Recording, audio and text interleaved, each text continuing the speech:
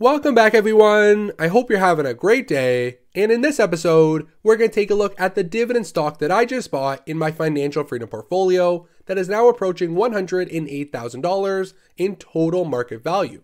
And if you're new to the channel, I'm the Gen Z investor, and I'm building up a dividend stock portfolio that provides me with some growing passive income every single quarter. And right now I own around 25 blue chip dividend growth companies that provide a dividend payment to their shareholders every single year, and they have a strong history of actually growing that payment each and every year over the longer term. So right now I have a nicely diversified portfolio made up of around 25 different companies from various sectors of the market. And in this video, we're going to take a look at my most recent buy. I added more shares of an existing holding, and it's a company I plan to own for decades going forward. And I believe it's one of the strongest companies on the market that will continue to return tens of billions of dollars worth of capital to their shareholders year after year. So before we take a look at the company in detail, I'm going to ask you to please hit that like button and subscribe. I'm the Gen Z investor, and every single day we talk about the stock market, going over different stocks you can buy and any major market news. So please hit that like button, subscribe for the daily videos. And the company I just bought more of as a long-term core position in my financial freedom portfolio is ticker JPM, which of course is JP Morgan Chase, the largest American bank in terms of market cap and total assets. And over the past 12 months, they are up by 54%. The company has a current market cap at $447 billion. They have a dividend yield at around 2.4% and are trading with what I believe to be a very reasonable forward PE ratio of only 11.4. And we can see after a monster run over the past 12 months, the company has undergone a slight pullback during the past few weeks. And I decided to buy the dip on JP Morgan, and I purchased 10 additional shares for my portfolio with an average cost right around $150. And we can see from a high point at 166 right at the beginning of June 2021, the company did fall by over 11% to around $147 per share. And I made my buy after start to tick back upwards at around $150. So I added 10 more shares to my portfolio, and in total, JPM is now the 5th largest position in the overall financial freedom portfolio. I own 35 shares in total with a market value of $5,338.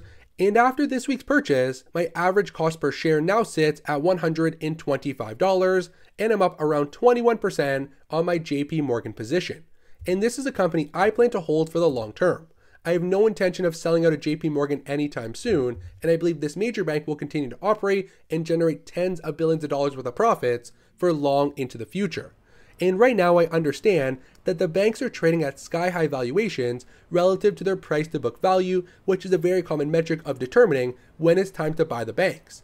But if we take a look at a Morningstar report, they're showing that JP Morgan is actually undervalued at this current level. And we can see their estimated fair value per share comes in at $178, which is well above the current price point. And it's showing that JP Morgan Chase is trading around a 15 to 16% discount from the estimated fair value per share. So although the company has undergone a major run up over the past year, now would be an excellent opportunity to buy the dip and get some JP Morgan shares at a 15 to 16% discount according to Morningstar.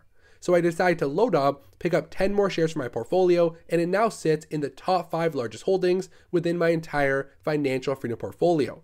And just this past week, JP Morgan Chase and all of the other major banks got some great news from the Fed. They just completed their latest stress test, and all 23 lenders easily passed in 2021, which is a great sign for the financial sector. And during this stress test, the Fed tested for some incredible scenarios. They tested for a 55% drop in the stock market and 10.8% unemployment. And if this does happen, the loss cushion in capital available in the banks would be more than double the required limit from the Fed. So that's an incredible financial position. And right now, the major banks are much healthier than where they were about 12 to 13 years ago. And what this means is that banks going forward are likely going to be able to increase their dividend and return more capital to their investors with less restrictions from the Fed. So now under the stress capital buffer framework, banks will gain flexibility in how they dole out dividends and share buybacks. The stress capital buffer is a measure of capital each firm needs to carry based on the riskiness of their operations. The new regime was supposed to start last year, but because of the pandemic, it was postponed to now into 2021. So as long as the banks stay above their stress capital buffer every single quarter, they can technically do whatever they want in terms of dividends and share buybacks. So it gives the CEOs of these major financial institutions a lot more flexibility in how they want to deploy capital back to their shareholders each and every year.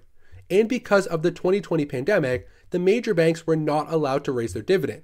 So currently, JP Morgan is paying out $3.60 per share, but because of these latest changes in the pass of the last stress test, I do believe they'll be raising their dividend very soon, and I'm expecting a major hike to come from the largest bank in North America. So currently they have a yield of 2.38%. Their net income payout ratio is extremely tiny, making up only 27% of their net income, and their 5-year dividend CAGR is at 15%. And this includes the fact that they have not raised their dividend in over a year. So of course, even though they haven't raised it as of late, they still maintain such a high CAGR, which is incredibly impressive. And right now, Simply Safe Dividends currently ranks them as a 60, which is considered borderline safe. But I do believe going forward, after the pass of this latest stress test, JP Morgan's rock solid balance sheet, this company will get an upgrade to a safe dividend, and although it is the 5th largest position in my portfolio, I am not worried whatsoever about a dividend cut coming anytime soon from JP Morgan Chase, specifically because the company announced a $30 billion share buyback program throughout 2021. And right now this company deals out around $10 billion in the form of their common stock dividends every single year. So they would have not announced a $30 billion share buyback program if they could not afford to maintain their current dividend level, which will cost them around $10 billion per year. So right now I think the dividend is extremely safe. I think the company's in a very strong financial position, and not only will they pay out their dividend going forward, worth around $10+ billion per year, I think they're going to buy back $30+ billion of stock like they said, and return a ton of capital to their investors over 2021 and beyond. And if we take a look, to start out this calendar year, the company has shared some incredible financial results, and during the first quarter of 2021, they beat on both top and bottom line expectations, and they released $5.2 billion of loan loss reserves, which of course bolstered up the company's total profits during the past quarter. And taking a look at the numbers, they generated over $33.1 billion of total revenue, surpassing the expectation that was set at $30.5 billion, so a major beat on the total top line. And for the first quarter, including the release of the over $5 billion of loan loss reserves, they generated $14.3 billion of profit in Q1 2021, which is absolutely incredible.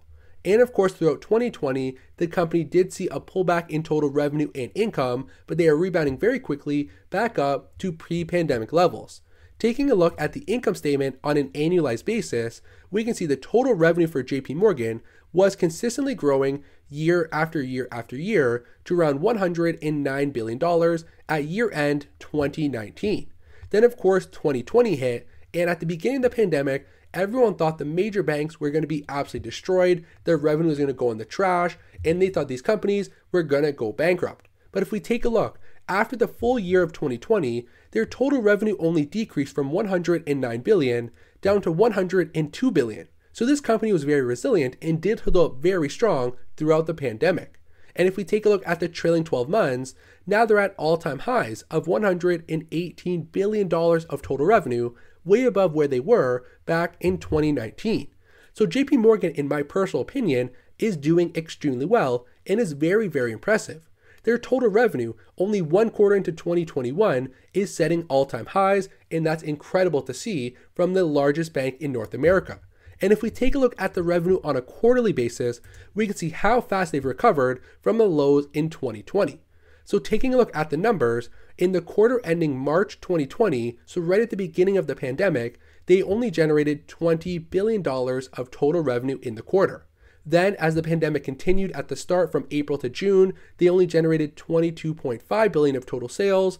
Then it saw a rapid increase after the company continued to transition and operate throughout the pandemic for the second half of 2020. That grew to $28.5 billion, then up to $31 billion in the last quarter, and now over $36 billion of total revenue, which is absolutely incredible. So over the past 5 quarters, a continuous upward trend, which is great to see.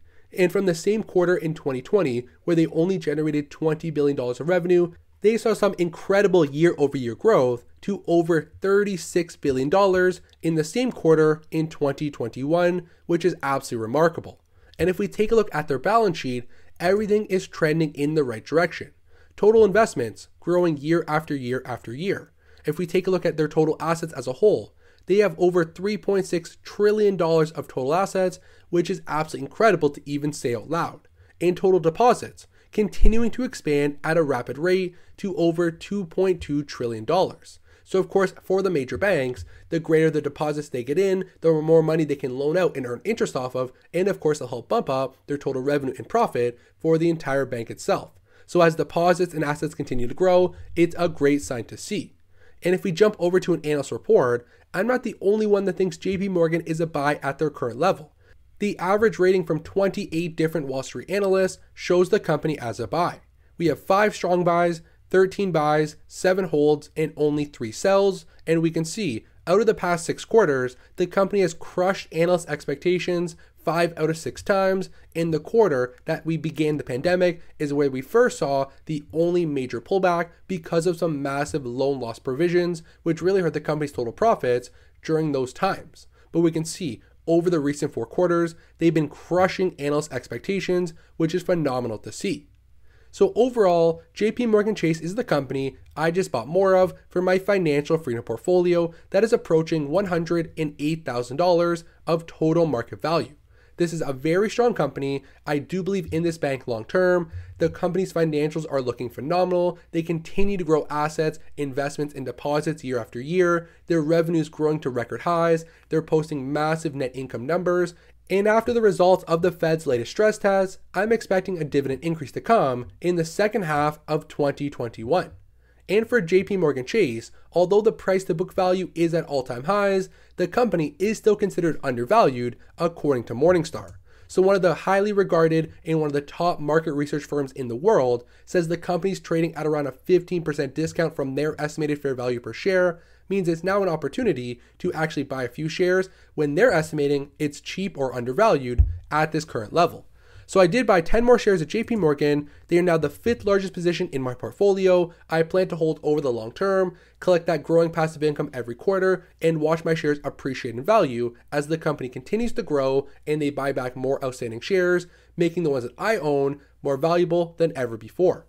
So thank you for watching this video to the end.